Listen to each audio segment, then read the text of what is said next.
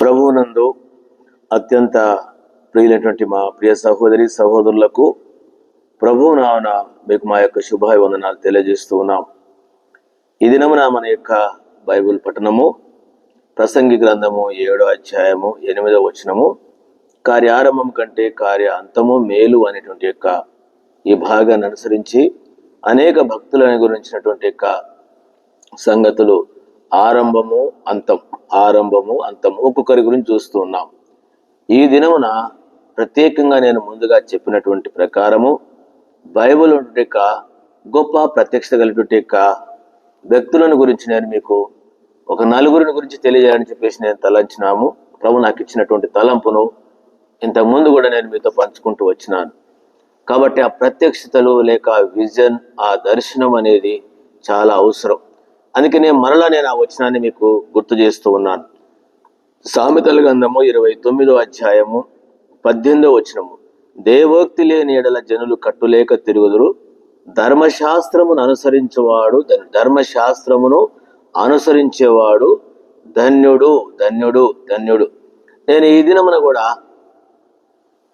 దేవుని దాసుడు దైవజనుడి యొక్క మోషే గారి గురించి నేను మీకు తెలియజేయాలని తలుస్తున్నాను.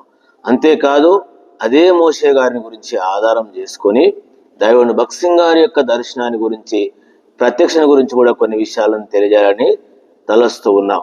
మీరు దైవజనుడు భక్త్ సింగ్ గారి గురించి చెప్తున్నానని చెప్పేసి దయచేసి వేరుగా మీరు తలంచొద్దండి. ప్రభువు నాకు ఇచ్చిన యొక్క అవగాహనను, ఎందుకంటే నేను ఇంతకు ముందే చెప్తూ వచ్చినాను, నేను దాదాపు 21 సంవత్సరాల వయసులో నేను భక్త్ సింగ్ గారి యొక్క సహవాసానికి వచ్చినటువంటి వ్యక్తిని. ఒకప్పుడు డినామినేషన్లో ఉండి భక్త్ సింగ్ గారి యొక్క విధానాన్ని వ్యతిరేకించిన వారు నేను.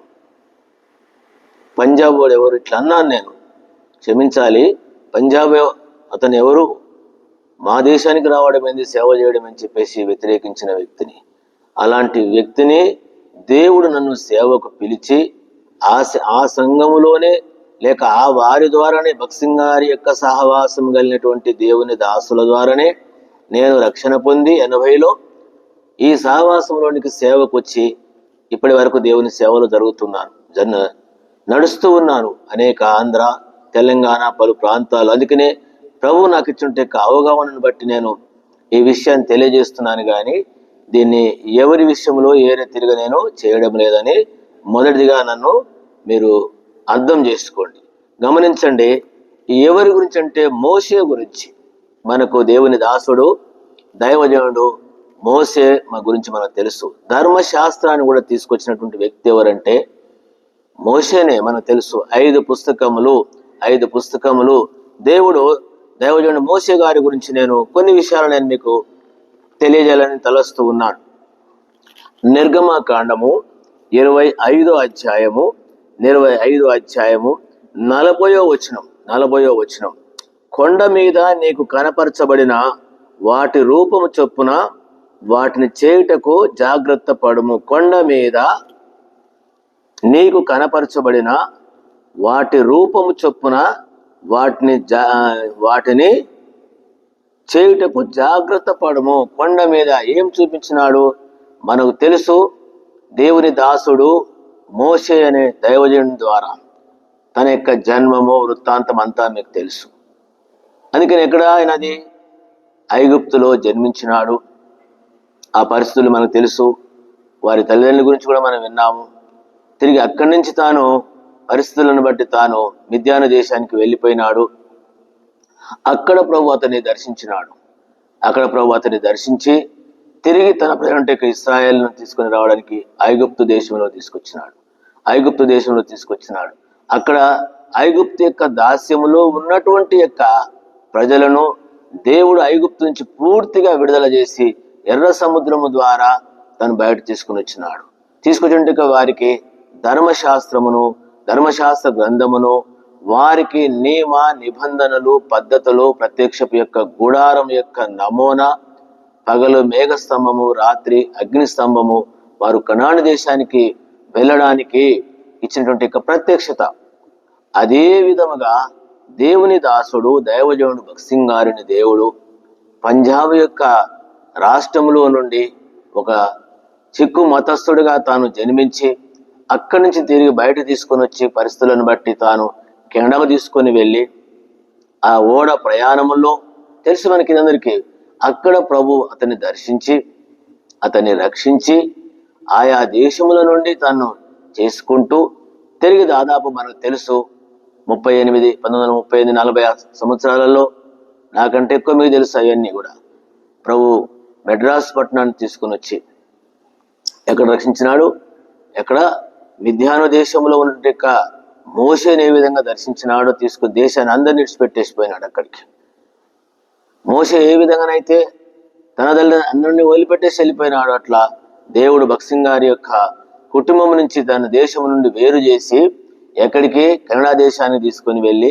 అక్కడ ప్రభు దర్శించి తిరిగి మెడ్రాస్ పట్టణాన్ని తీసుకుని వచ్చేసి ఈ రోజు మనము కలిగిన ప్రత్యక్షత దర్శనం అక్కడ ఆయన కూడా అంతే కలిగేసినాడు. మోషేకు కొండ మీద తీసుకొచ్చినాడు. మనకు తెలుసు ఎక్కడి నుంచి అంటే ఐగుప్తు దేశంలో నుండి పూర్తిగా బయట తీసుకొచ్చినాడు.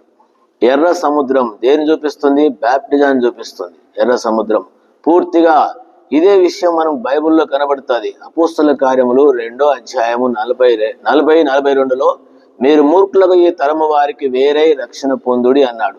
ఆ రక్షించబడే వ్యక్తి ఏ విధంగా జీవించినాడో అదే విధంగా మనలను కూడా లేక దైవజనుని కూడా ఎక్కడి తీసుకొచ్చినాడు? ఇప్పుడు అన్య కుటుంబం తీసుకొని వచ్చేసి దైవ ప్రత్యక్షత, సంఘము, సంఘ నిర్మాణము, అంతేకాదు ధర్మశాస్త్రము. దైవజనుడు భగత్ సింగ్ గారు రాకముందు బైబిల్ అంటే ఎవరికి అంత అవగాహన ఉండేది కాదు. మేము కూడా ఎరుగుదుము. కాబట్టి పాస్టర్లకే బైబిల్ లేని దినాలు అవి.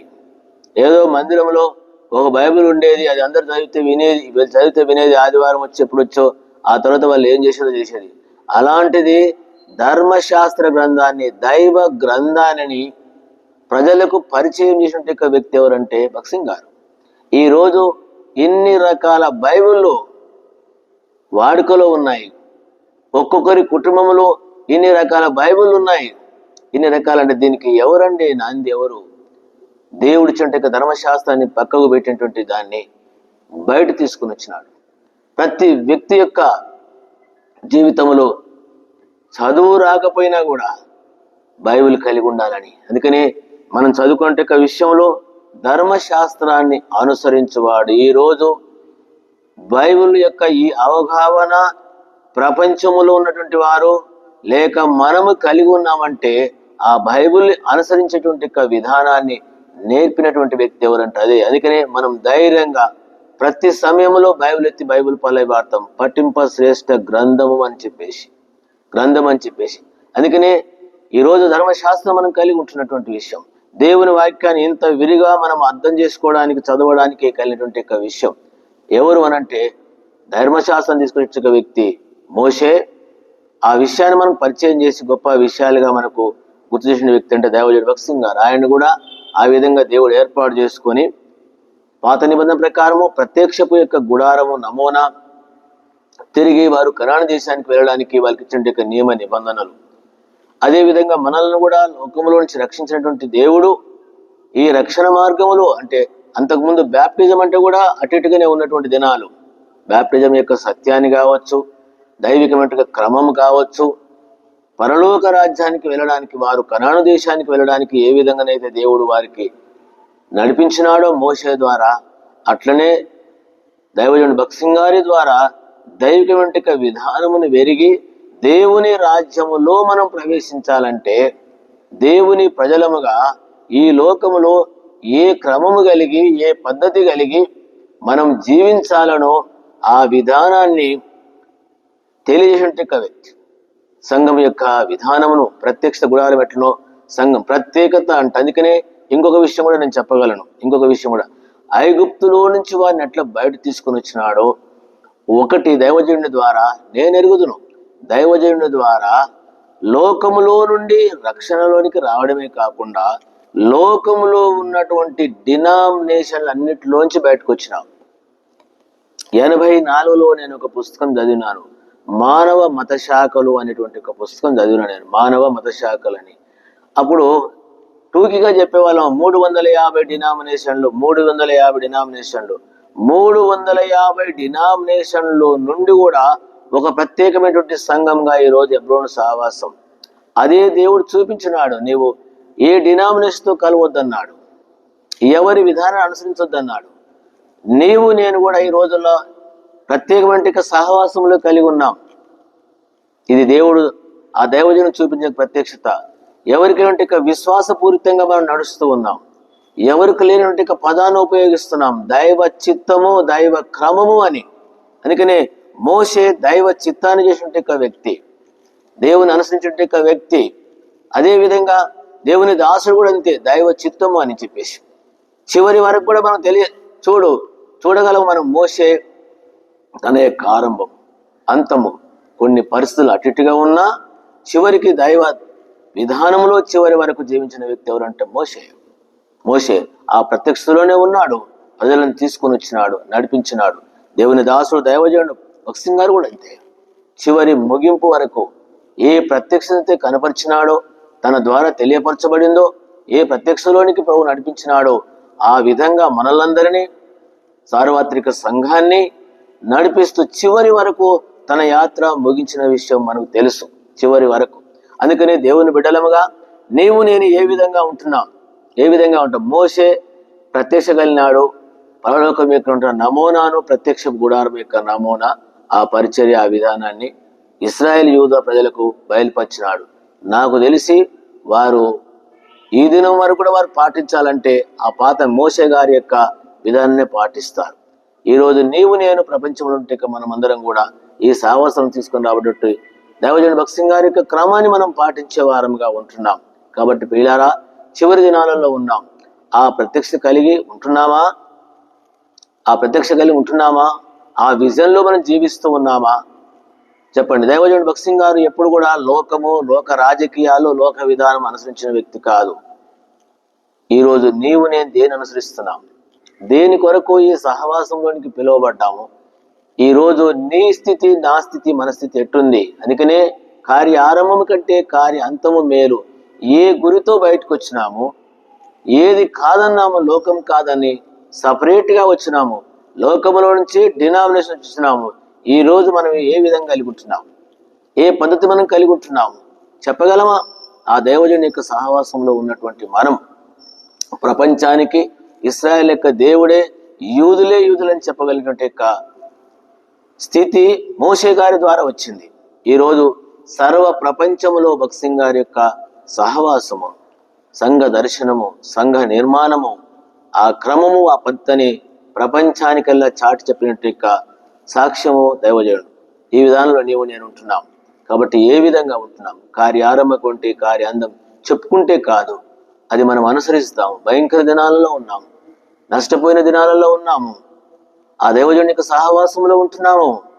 దయచేసి నా ప్రియమైన సహోదరి సహోదరులారా, దేవుని దాసులైనా, పెద్దలైనా, విశ్వాసులైనా, పరిచారకులైనా చివరి దినాలలో ఉంటున్నాం. కాబట్టి ఈ ప్రత్యక్షతను కోల్పోకుండా ఈ క్రమమైనటువంటి విధానంలో మనము జీవించుటకు ప్రభు మనకు సహాయపడును గాక. ప్రార్థన చేస్తాం. ప్రియ తండ్రి, బాగా అనుసరించి మాతో మాట్లాడుతూ వచ్చాం. మేమందరం మేము వేరే తిరిగి భావించకుండా ప్రభు మా కళ్యాణకి ప్రత్యక్షతలో ముందుకు సాగడానికి మీరు మాకు సహాయపడమని వందనాలు చెల్లిస్తూ యేసునామమున ప్రార్థన చేడుకుంటున్నాను తండ్రి. ఆమేన్. మన తండ్రి దేవుని యొక్క ప్రేమ, మన ప్రభువైన యేసుక్రీస్తు వారి కృప, పరిశుద్ధాత్మిక సహవాసం చేరి మనందరికి తోడైనను గాక. ఆమేన్. ప్రైజ్ ది లార్డ్ అండి. మీ అందరికీ చాలా వందనాలు. వేరుగా తలంచొద్దు. మా కొరకు, మా పరిచర్య కొరకు కూడా ప్రార్థన చేయండి.